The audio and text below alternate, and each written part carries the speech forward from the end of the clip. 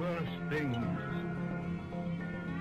facing man than death. What's up, Wizards? It's Dev from MtG. That channel down there, as usual. Another deck tech for you today, another budget deck tech, and I love doing these. Patella DVT. I hope I'm doing that right. You suggested that we do green-black budget Reanimator, and that definitely piqued my interest. I love Reanimator decks, and I get to use like creepy font for this video, so that's awesome. I can't wait for October. All the like zombie and stuff decks that we get to do, it's gonna be awesome. And it's gonna be spooky. So this is my favorite thing in the world. So let's go ahead and do it. This is green black budget Reanimator. Sweet suggestion. Eyebrow. Well, we gotta run 20 creatures in this thing, 4 of which, let's start it off, are Elvish Mystic. We have a few things that are very high up on the curve and cost a lot of green mana. And aside from that, we want to play Whip of Erebos on turn 3. And our other reanimation spells, there are others, it turns out. And our other reanimation spells a turn early. It's very important. We want reanimation spells traditionally to cost 4 mana. The flashback on Burial Rites, the hard cost on Dread Return. In a standard environment, we want our reanimation spells to cost 4 mana so that we can play them turn 3. It turns out. We can't do that with some of our spells here, but we can do it with Whip of Erebos. It's very important. So 4 copies of Elf right here. Gotta have him. He's in everything. 4 copies of a guy that you knew I'd be playing as soon as I said Whip of Erebos a second ago. This is Aire Wayfinder. You got to play 4 copies of him. Don't really have to explain it. He's a body that blocks and puts stuff in the graveyard. Got to do it. Here's something that everyone used to like and no one talks about anymore. This is 2 copies of Nyx Weaver. Here's an opportunity to use Nyx Weaver. It turns out I really like this card. 2/3 is not a bad body for that cost, and I mean, just being able to dump 2 things in the graveyard every turn. If we accidentally, for whatever reason, like Aire Wayfinder, both of our Whip of Erebos is away, or something like that, or you know, if we both of them go into graveyard as a result of Nyx Weaver, we can get it back, and that's also very important that we be able to regrow stuff that's not creatures specifically, because there's other things that we'd like to have in this deck, and it sucks when they go to the graveyard on accident. Plus, Nyx Weaver's a good transitional card, you know. We don't have much past 1 or 2 mana that isn't a million mana, so we need something that we can play 3rd, 4th turn, kind of help clog up the ground, and yeah, something to do. Ain't nothing something to do. Let's skip way ahead on the curve here and talk about Soul of Innistrad. We're playing 1 copy of this guy. Really like this guy in reanimation builds in standard. Obviously, if he goes into your graveyard for whatever reason, if you know, you can either reanimate him or you can get 3 of your other dudes back to your hand that went to the graveyard as a result of all the stuff that puts creatures in the graveyard, whether it be by your own hand or by your opponent's. So, yeah, I really like Soul of Innistrad, and he's a 6/6 Death Touch body, so, you know, pretty good. 1 copy of Tasigur right here. Tasigur is super good, too good, honestly. We're going to be putting stuff in our graveyard, Nyx Weaver, Aire Wayfinder, Commune with the Gods a little later on, you'll see.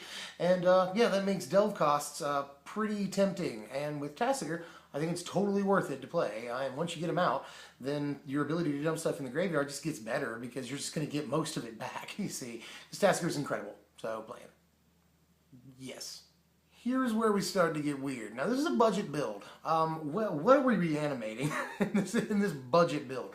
I thought that it would be really cool to play, and I have tested this deck a few games, and this is good. I promise you that this is at least somewhat good. 4 copies of Foe Razor Regent.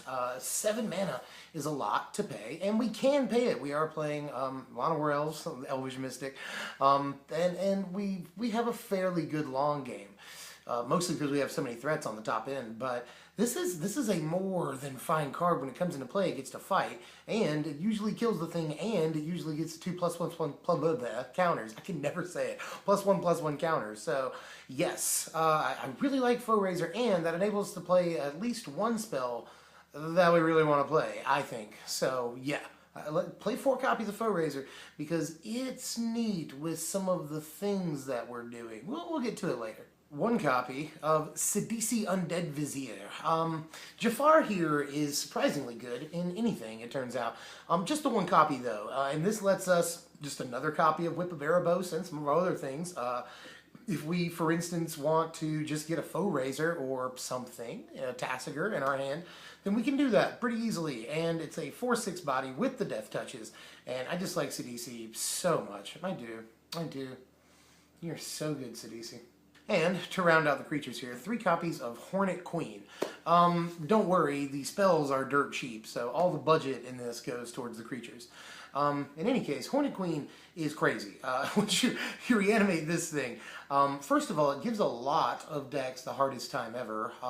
Specifically, Abzan does not like this, and obviously the aggro-y builds really don't like this. Control's not really a big fan either because it can't use all of its spot removal. It's got to use Crux of Fate or Perilous Fault or whatever, just to take out some 1/1 flyers. But if it doesn't, they're gonna kill them. So I always like Hornet Queen, and as a reanimation target, yes. And the fact that we're playing Elvish Mystic, we got a fairly good long game. Like I said, we can totally just hardcast this later on, and it's still just as good. So yeah, Hornet Queen is Hornet Queen. I'm going to hit you with spells. We are playing 16 spells in this deck, starting with 1 Ultimate Price. More on the board, more to come. But Ultimate Price is just too good not to play the 1-up. We are playing some spot removal in this deck, and Ultimate Price is hella good, and it's still fairly budget. I thought it would have gone up to like at least $1 by now because it's in everything, but it's not. It's still fairly reasonable. We're going to play the copy of it. Even if it costs $1, we play a copy of this. It's good. It's Ultimate Price. 4 copies of Commune with the Gods. I talked about this earlier. Commune with the Gods. It's more copies of Whip of Erebos. Puts stuff in the graveyard for reanimation. Does all the stuff you want it to do. We've been doing this for 2 years almost now, so Commune with the Gods, ladies and gentlemen. 3 copies of Foul Tongue Invocation. This is the card I was talking about. It lets us play this card. Foe Razor Regent. I think that Foul Tongue Invocation is very good, especially in something like this, where you don't really have a whole lot of early game options against aggro and even mid-range sometimes. So Foul Tongue Invocation is crazy good when it lets you gain the life. And if it doesn't let you gain the life, you still removed a creature. Plus, has a habit of killing pesky Silumgar the Drifting Deaths and Ojutais, and perhaps even, Fleecemane Lions. I mean, there's other stuff. Gods, if that's the only thing they have out, but nobody plays Gods anymore, right? So, anyway, yeah, Foul Tongue Invocation does lots of stuff for you. And if you can get that extra 4 life, really helps against decks that'll sort of breathe down your neck until you can stabilize. I really like this card. I want to play 4, but I just can't think of more dragons that I really want to play in this Reanimator build. But I still think that 4 copies of a dragon gives us a fair chance of getting the 4 life. And even if we don't, still a sweet card. Done. Here's a weird card. We're playing 1 copy of Foul Renewal. I played 1 copy of this in, I think, the Jund deck that I built a month or so ago, and I stand by Foul Renewal, especially in a deck designed specifically to dump high mana cost creatures, big creatures into the graveyard, because you're going to get a very good -X off of that, and you're going to get the guy back in your hand. Later on in the game, play him. I mean, honestly, it's value. It's fantastic value, and you're going to be able to kill nearly anything if you get a big enough creature, which is possible with what we're doing here, playing Tassiger, playing Foe Razor. So I like the 1 copy of Foul Renewal. I can understand if you don't, maybe another copy of Ultimate Price, perhaps. So, but I do like Foul Renewal quite a bit in something like this. 2 copies of the meat and potatoes here. This is Whip of Erebos. It regenerates creatures, it reanimates creatures, and it gives them lifelink. Whip of Erebos. 2 copies of Murderous Cut. Again, we're dumping a bunch of cards in the graveyard. It started off as 1 Murderous Cut, but I think we can fit the 2. Murderous Cut is too good. Just destroying a creature, and the Delve is almost nothing for us because we're constantly dumping stuff in our graveyard. I want to play it, so I did. 2 copies of Fearsome Awakening, one of our other reanimation spells. Even if this doesn't hit a dragon, it's fine. It's very splashable at its cost. That's a good thing. And for that matter, if it does hit Foe Razor Regent, then you get a 6-power dude that comes into play and just face. Turns out. Yeah, you can fight nearly anything in the format and win. And so, yeah. And then you get 2 more +1/+1 counters, which is also, it turns out, super hot. So, yeah. Have yourself an 8-power flyer. Sounds good, right? Another reason to play Foe-Razor Regent. It's a good card, man.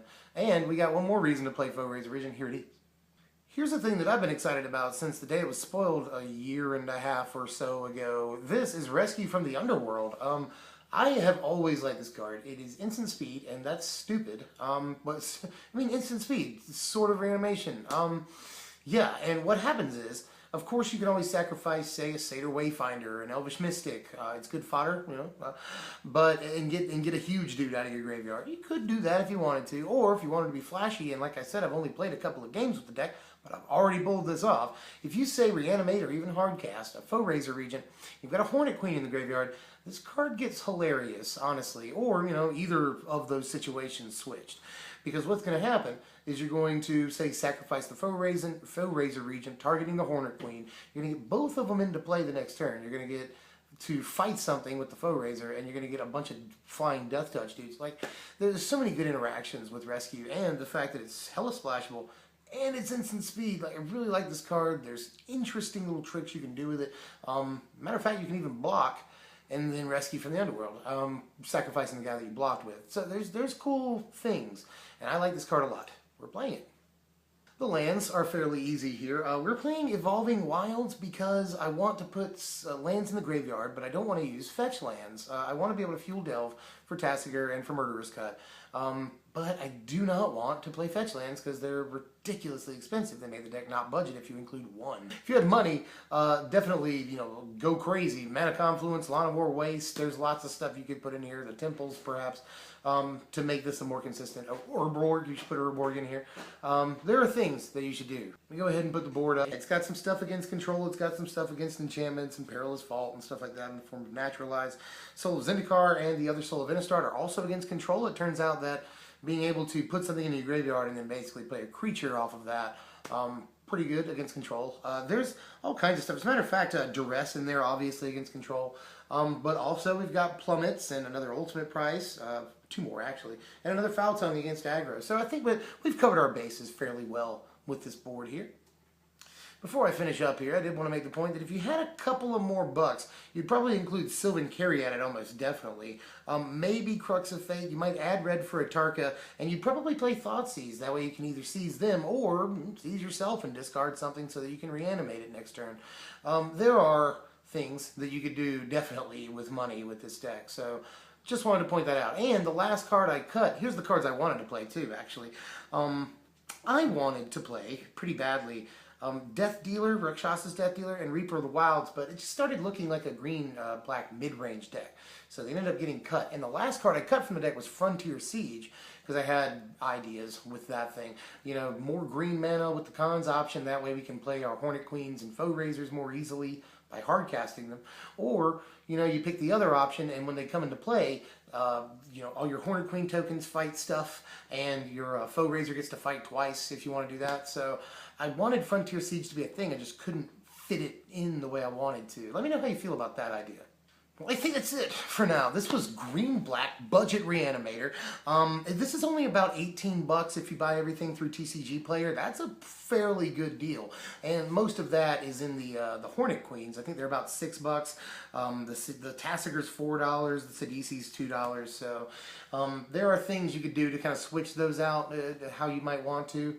And end up spending, you know, 10, 15 bucks, something like that. So I advise playing this deck. It was a lot of fun to play when I was in testing. So yeah, you should probably at least give it a shot, I would say. Here's the power rankings right here. The deck, obviously pretty synergistic. It plays a fair amount of powerful cards, but not too many.